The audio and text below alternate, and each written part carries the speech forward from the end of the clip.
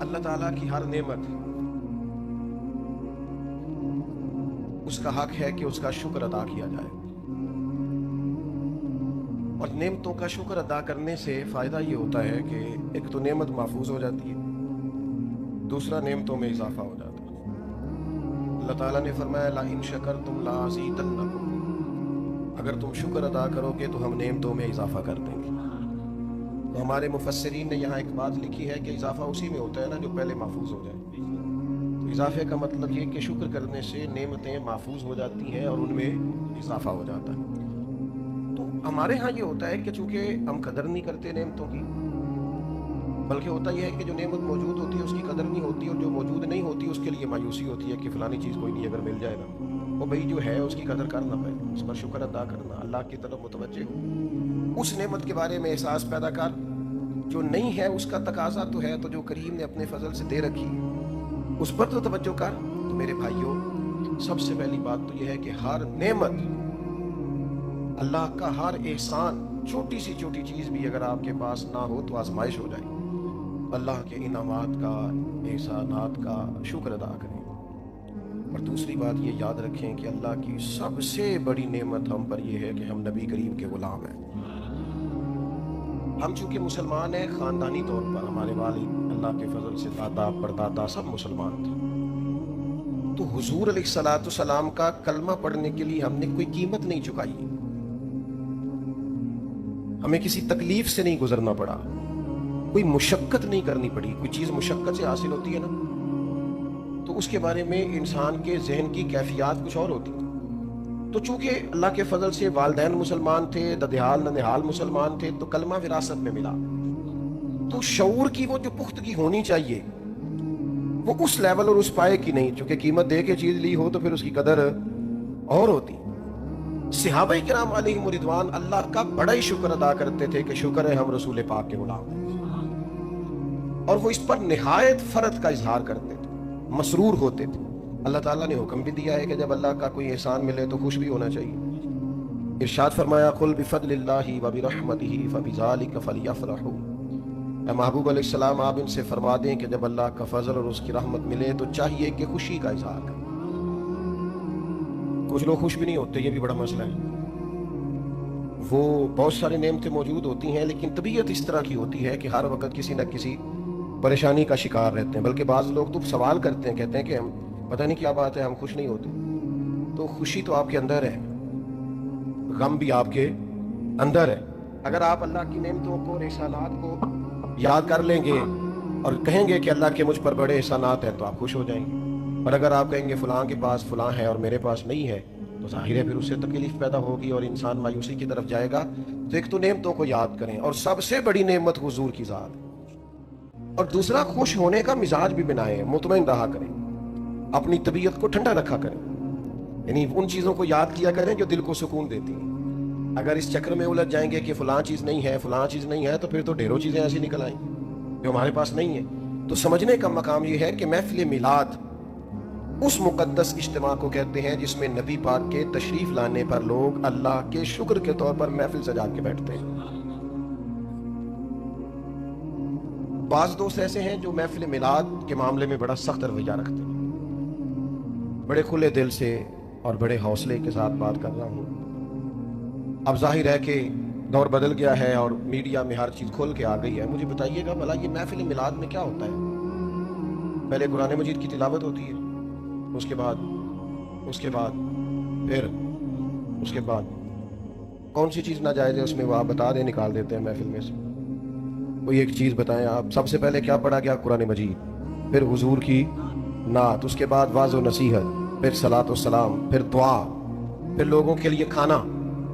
تو بھائی اس میں سے جو چیز ناجائز ہے نا شریعت سے ٹکراتی ہے وہ آپ بتا دیں، وہ بیچ میں سے نکال دیتے ہیں۔ آپ بتا دیں، کسی چیز کے مجموعے کا نام عمل ہوتا ہے نا۔ آپ نے نماز پڑھی تو ایک مجموعہ ہے کہ آپ کے کپڑے پاک ہونے چاہیے، جگہ پاک ہونی چاہیے، نماز کا وقت ہونا چاہیے، نیت ہونی چاہیے، سمت قبلہ کا تعین ہونا چاہیے۔ اس مجموعے کے ساتھ آپ مسجد میں حاضر ہوئے تو آپ کی نماز ہو گئی۔ تو کوئی بھی چیز کسی مجموعے کا نام ہے نا، تو محفل میلاد بھی مجموعہ ہے۔ قرآن مجید کی تلاوت، سرکار کی نعت پاک، واعظ و نصیحت، سلام و دعا اور ممکن حد تک لنگر، تو اس میں کیا ناجائز؟ तो बिला वजह उम्मत में तफरीक पैदा करना, बिला वजह लोगों के ज़हनों को मुंतशिर करना और बिला वजह महाज खोले रखना समझ में नहीं आता। महफिल मिलाद करें और खूब अल्लाह का शुक्र अदा करें कि मालिक तेरा शुक्र है हम हुजूर के गुलाम।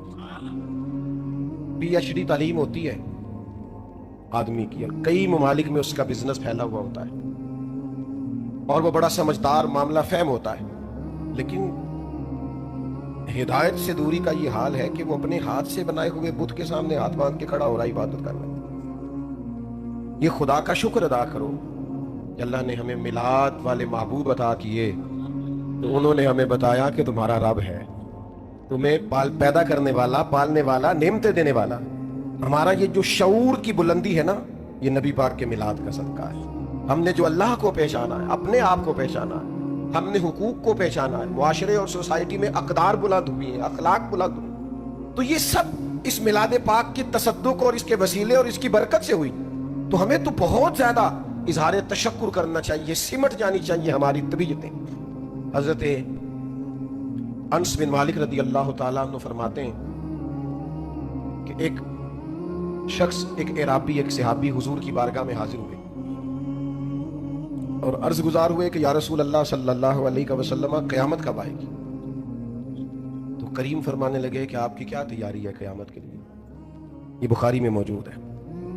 उन्होंने अर्ज की या रसूल अल्लाह सल्लल्लाहु अलैहि वसल्लम, कोई ज़्यादा नफली रोज़े तो नहीं रख सका, ज़्यादा नफली नमाजें तो नहीं पढ़ सका, पर अल्लाह और उसके रसूल से प्यार बड़ा करता हूँ। तो हर इबादत पर सवाब का हुजूर बयान करते हैं ना, तो ये उन्होंने अर्ज किया ना कि मैं अल्लाह रसूल से प्यार बड़ा करता हूँ, तो हुजूर ने इसका भी अजर बयान किया। फरमाया सुन फिर, तू जिससे तू प्यार करता है ना, क़यामत वाले दिन तू उसी के साथ होगा।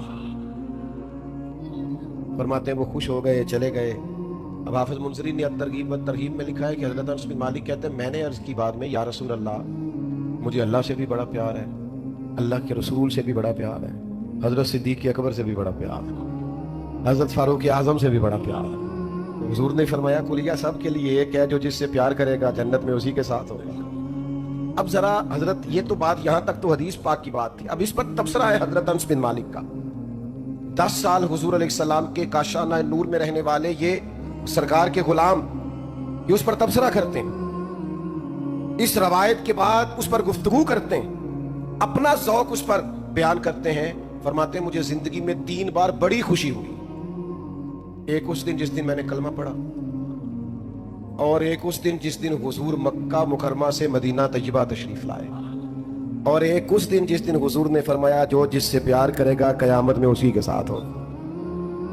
तो दोस्तों, वो तो कहते हैं सबसे ज्यादा खुशी इस बात पर हुई कि हुजूर तशरीफ ले आए। लेकिन हमारे यहाँ कुछ तो लोग सिरे से वो हैं जो इनकार ही कर रहे हैं, वो मिजाज ही नहीं रखते, वो कहते हैं इधर आना ही नहीं, और जो खुशी करते हैं तो वो भी ज्यादातर स्टेटस भी कर लेते हैं, पोस्ट पे कर लेते हैं, वो भी ज्यादातर बेचारे लाइव होके कर लेते हैं। इसमें, इस खुशी में रूहानियत होनी चाहिए, मानवीयत होनी चाहिए, आपका दिल लगे, आपकी तबीयत जमे कि वाक़यातन ये जो मैं कर रहा हूं ये हुजूर के तशरीफ लाने की खुशी पे कर रहा हूं। उसके लिए कल्बी वारदात का होना जरूरी है, रूह का हाजिर होना जरूरी है, वरना आपको पता है हमारे जलसे मेले बन गए, वो अदब ही नहीं रहा। आप मुझसे प्यार करते हैं, मुझसे नाराज नहीं होंगे। वैसे हमारी अहले सुन्नत की महफिल में कोई बंदा नंगे सर नहीं आता था, सवाल ही नहीं पैदा होता था। लोग बावजू होते, क्योंकि वो समझते थे मैं बहुत बड़ी बरकत वाली जगह पे जा रहा हूँ, खुशबू लगाते, लिबास बदलते, सादतमंद होके हाजिर होते। मैंने अर्ज किया है कि आप नाराज नहीं होंगे, लेकिन ये कि आहिस्ता आहिस्ता हमने जलसों का जो मियार बना दिया है, और बस वो एक नए स्टेटस के लिए एक नई रील हमें मिल गई है। ये दीनी महफिलों का ये मिजाज नहीं था। मैं तो बहुत सारी जगहों पे नहीं जाता, माजरत करता हूँ, इसलिए कि मुझे ऐसे महसूस होता है कि वो जो खास रूहानियत और खास उसके अंदर नूरानियत और जज्बात और रूह होनी चाहिए, वो कहीं हमारी चली गई है। और फिर रेट लगने लग गए हैं 40,000 की तकरीर और 20,000 की नात और 25,000 की तिलावत। मुझे बताओ, जिसको पता हो कि हमने 40,000 दे के बंदा बुलाया हुआ है तो उसकी बात असर करेगी? कहेगा तू तो पैसे लाया नया गल करन, क्या मसला उसमें क्या असर है? और वैसे भी यानी कोई रेट है सही इसका? तुम हुजूर के गुलाम हो और तुम्हारा रेट हो सकता सही है? नबी पाक के गुलाम तो उनकी तो कीमत लाग ही नहीं सकती। हजरत अब्दुल्ला बिन हुज़ाफा को गिरफ्तार कर लिया ना रूमियों ने, तो रूम का बादशाह कहने लगा कि जितनी दौलत आप कहते हैं मैं आपको देता हूं, आप बहादुर आदमी हैं, हम आपको मारना नहीं चाहते, जितनी दौलत आप कहते हैं आप हमारे दीन में आ जाएं। तो हज़रत अब्दुल्लाह इब्न हुज़ैफा कहने लगे तू तो बेवकूफ लगता है मुझे, जो मुझे ऑफर दे रहा है, हालांकि कपड़े कई जगहों पे पाबंद लगे हुए। क्या मतलब? फरमाने लगे मैं मैदान में जहाद करने आया हूं, तू पैसों की बात कर रहा है, मुझे पैसे नहीं चाहिए, मैं तो शहादत ढूंढता फिरता हूं। कोई नहीं समझ आई आपको? वो जो उसके नाम पर मरने को जगह तलाश करते हो कि कहीं उनके नाम पर शहादत मिल जाए, वो पैसों का मतलब, ये तो बड़ी सती सी बात। ये जिस प्यार से आप लोग इस गर्मी के मौसम में आए हैं और जिस तरह से बच्चे जवान, और फिर सबसे मजे की बात ये कि जवान लोग ज्यादा इस वालेहाना पर में दोपहर में आप मेरी बात सुनने आए हैं, तो फिर मैं बड़ा ही छोटा आदमी नहीं कि इतनी मोहब्बतों के बावजूद कहूं कि मुझे मिलेगा क्या, इतने प्यार के बावजूद कहूं कि मुझे मसलन आपने देना क्या है। ओ भाई, ये इस तरह के प्यार दुनिया में नहीं मिलते, इस तरह के शौक नहीं मिलते, और ये करोड़ों अरबों लगा के भी नहीं इकट्ठे किए जा सकते। ये जो प्यार है ये सरकार के सदके ही मिला करता है। ये हुजूर के गुलामों, मैं कभी कभी कहता हूँ नाज से और आजिज़ी से और अल्लाह से डर के कि खुदा जाने बुलंदी है कि पस्ती, पर जहां मैं हूं वहां कोई नहीं है। जहां मैं हूं वहां मैं अपनी हयाती तो कुर्बान थी, वहां देखो सारी मोहम्मद मोहम्मद बकींदे गुजर गई, मोहम्मद बकींदे गुजर गई। आपसे अर्ज करता हूं कि माशाअल्लाह माशाअल्लाह, अर्ज ये करता हूं आपकी खिदमत में कि मेरे अजीजों, हमारे करने का काम ये है कि हम ना ये इससे निकलें। हजरत अब्दुल्लाह इब्न हुज़ैफा फरमाने लगे यार तू अजीब आदमी है, मेरा रेट लगा रहा है और मैं शहादत के लिए निकला हुआ हूं। तो वो कहने लगा चले आपकी बहुत बड़ा मेरी सल्तनत में ओहदा ले लें। तो आप फरमाने लगे सहाबी रसूल होने से बड़ा भी कोई ओहदा है? सहाबा वो सहाबा थे जिनकी हर सुबह ईद होती थी, खुदा का कुर्ब हासिल था, नबी की दीद होती थी। तो वो कहने लगा माज अल्लाह सुम्मा माज अल्लाह, रात को इसके कमरे में कोई जवान लड़की भेजो। सुनो मिलाद पे आने वाले जवानों, सारी रात लड़की बैठी रही और आप नफल पढ़ते गए। तो वो जो गुमराह करने आई थी वो सवेरे कलमा पढ़ गई। अब मेरी निगाहों में जचता नहीं कोई, क्योंकि जैसी मेरी सरकार है ऐसा नहीं कोई। ये दुनिया का हुस्न हमें कहां लुभा सकेगा जिनकी नजरें गुंबद खजरा पे रहती हो या जलवाए वद्दुआ पे रहती। तो मिलाद की बज़्म को नूरानी बनाएं, रूहानी बनाएं, मानवियत वाली बनाएं, आके मजा आए, बैठ के मजा आए, उठ के जाएं तो कई दिन लुत्फ रहे कि हुजूर के मिलादे पाक में आए, उसमें सुरूर हो, उसमें दर्द हो, उसमें कैफ। ये जो अंदाज है ना, वो हमारे यहाँ मिलाद की महफिल में भी किसी अमीर आदमी को लोग सदर बना लेते हैं। वो करमाला टोपी भी दाढ़ी लेके आता है किसी को, अदाई जरा मैं मसीते जाना है। और जिस बाबा जी को 35 साल हो गए हैं ना फजर की अजान देते, उनकी सदारत कराओ महफिल में। जिसको 30 साल हो गए मस्जिद में झाड़ू देता है उसकी सदारत कराओ।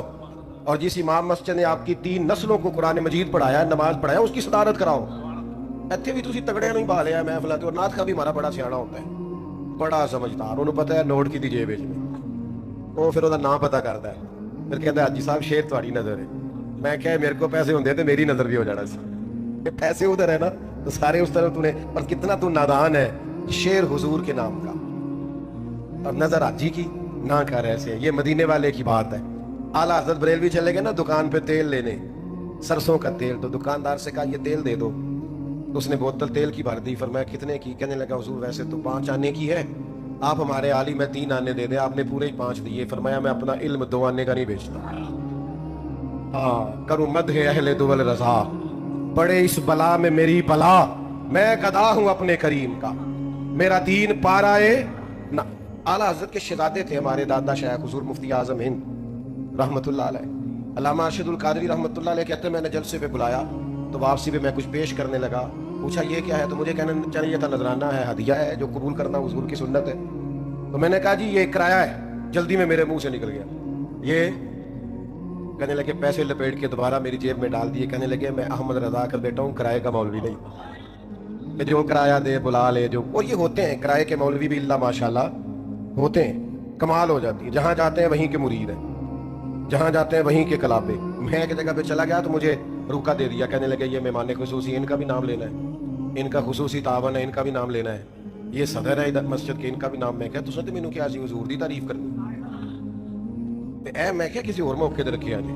सानू तख्त अदारे दी लोड़ की ना लेकी लगे शहर बंबोल दे नाल, असीं ते अपनी पाल के सेकने। हुजूर के मिलाद की बज़्म 2-4 चीजें میلاد میں بڑی یاد رکھنے والی ہیں. اب آپ زیادہ توجہ کریں, موبائلوں والے بھی ذرا میری طرف دیکھیں. میلاد ایک انقلاب کا نام ہے. یعنی میلاد شریف سے پہلے لوگ کفر و شرک کرتے تھے, میلاد کے بعد ان کا ارادہ ہو گیا کہ اللہ وحدہ لا شریک, عقیدہ ہو گیا کہ اللہ. تو اس کا مطلب ہے میلاد ایک انقلاب ہے. میلاد سے پہلے لوگ بیٹیوں کو زندہ دفن کرتے تھے, اب میلاد ہو گیا. اب جو بیٹی کی پرورش کرے گا, حضور فرماتے ہیں جس طرح میری 2 انگلیاں جڑی ہوئی ہیں میرے ساتھ جڑ کے جنت میں جائے گا.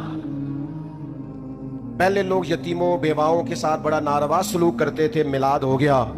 حضور فرماتے ہیں جو یتیموں اور بیواؤں کی مدد کے لیے نکلا ہو سمجھو اللہ کے رستے میں جہاد کر رہا. پہلے برادری, قبیلہ, رنگ, نسل کی تفریق تھی, پھر میلاد ہو گیا. حضور نے فرمایا سارے جناب آدم کی اولاد. کسی عربی کو اجمی پر, گورے کو کالے پر کوئی فضیلت حاصل نہیں. تو میلاد انقلاب ہے. لیکن اگر ہم میلاد بھی منائیں اور انقلاب کو بھی نہ سمجھیں, یعنی میلاد منانے والا بھی بہو یا بیٹی سے صحیح سلوک نہ کرے, اس کا مطلب ہے کہ وہ پھر میلاد اس کو سمجھا, وہ میلاد کو سمجھا. ادھر دیکھو, اگر بہو کے ساتھ گھر میں ظلم ہوتا ہے, بیٹی کے ساتھ, بہو بیٹی ہوتی ہے نا, تو پھر لوگ میلاد کو سمجھے. اگر بہو کا باپ آ کے منتیں کر رہا ہے نا سسرال والوں, اے چلو مہربانی کرو, اے میرے لاڈا نل وینج دی ہو گئی ہے بیچاری, تو پھر آپ میلاد کو تو نہیں سمجھے. بچی کا باپ تو رو رہا ہے آپ کے ساتھ, باپ تو نہیں سمجھے میلاد کیا ہے. بیٹی کے گھر سے شکایت آئے, کام ٹھیک نہیں کرتے, تو کہتے ہیں عمر کم ہے, سیکھتے سیکھتے سیکھ جائے گی. اور بہو سے کام ٹھیک نہ ہو تو فتوی بدل جاتا ہے, کہتے تینوں سکھا کے نہیں کلیا تیری ماں نے, اپنی بیٹی کے بارے میں تو تیری رائے اور ہے. تو بیٹیوں کے ساتھ تو اپنا رویہ, یہ جو سسرال کا معاملہ ہے نا, بیٹیوں کے سسرال کا, آپ کو پتہ نہیں. بہت سارے باپ رات کو سوتے نہیں, بچی کی اماں وظیفے پوچھ رہی ہے کہ سسرال میں بڑی زیادتی ہوتی ہے, کچھ بتاؤ میری بیٹی کو سکون ہو جائے. تو میلاد منانے والے بھی ایسا کرتے ہیں, وہ بھی یہ تکلیف دیتے ہیں. اور اگر تیرے گھر کے سامنے رات کو 10,000 روپے کا فاسٹ فوڈ آیا کھڑا ہے, اور تیری اسی گلی کے اندر ایک گھر ایسا بھی ہے جو میاں بیوی آپس میں مشورہ کر رہے ہیں کہ صبح بچوں نے ناشتہ کرنا ہے تو پراٹھے بنانے کو گھی کوئی نہیں, تو پھر تو نے میلاد شلاد کوئی نہیں منایا, تجھے نہیں پتا میلاد کیا ہے, پھر تو خود غرض ہے. اس کی تو نبی پاک صلی اللہ علیہ وسلم نے نفی کی ہے, پھر تو سمجھا ہی نہیں میلاد کیا ہے. اور اگر تجھے پتا ہے, تو جانتا ہے کہ فلاں جگہ میرے کہہ دینے سے, سفارش کر دینے سے, بات کر دینے سے غریب کا, یتیم کا, بیوہ کا بھلا ہو سکتا ہے, لیکن تو کہتا ہے مینوں کی لگے, تو پھر تو میلاد کو سمجھا, پھر تو نے اس مزاج کو, اس ماحول کو پرکھا. میں عرض کروں کہ یہ کوئی رسم ہے کہ حضور کا ذکر پاک کرنا اور اس پر نعرے لگانا اور بالکل نہ بدلنا اندر سے, یہ کوئی اللہ تعالیٰ معاف فرمائے کہ نیرے کمکمے لگا دینے سے اور لائٹیں لگا دینے سے حق پورا ہو گیا؟ نبی کریم علیہ السلام نے فرمایا تم اتنی دیر تک مومن نہیں ہو سکتے جب تک تمہاری خواہشات اس دین کے تابع نہ ہو جائیں جو میں لے کے آیا ہوں. کوئی نہیں سمجھ آئی آپ؟ حضور فرماتے ہیں تم نے خواہش بھی وہ کرنی ہے جو میرے دین کی رضا ہے. تیری خواہشیں اب وہ ہونی چاہیے جو رسول پاک کے دین کی مرضی ہے. وہ کون سا غلام ہے جو اپنی مرضی کرتا ہے پھر بھی غلام ہے؟ آپ کا ملازم کرے نا اپنی مرضی, اللہ کا پتہ نہیں جاتا. آپ کہتے ہیں میاں سویرے 8 بجے آنا ہے, تو آئے ہاں 8:30 بجے. اچھا کوئی کام بھی نہ ہوئے تو افسر کہتا ہے میں پھر بھی افسری کرنی. اس نے کہا میں مجبور ہو گیا, کہتا نہیں ٹائم 8 بجے کا ہمیں کوئی کام نہیں سی, پر چونکہ تو ڈیوٹی کرتا ہے لہٰذا 8 بجے. صحیح کہہ رہا ہوں, ایسے ہی ہے. پھر وہ درمیان میں اونگ بھی نہیں سکتا, سو بھی, ڈیوٹی سے پہلے کوئی ذاتی کام بھی کر سکتا.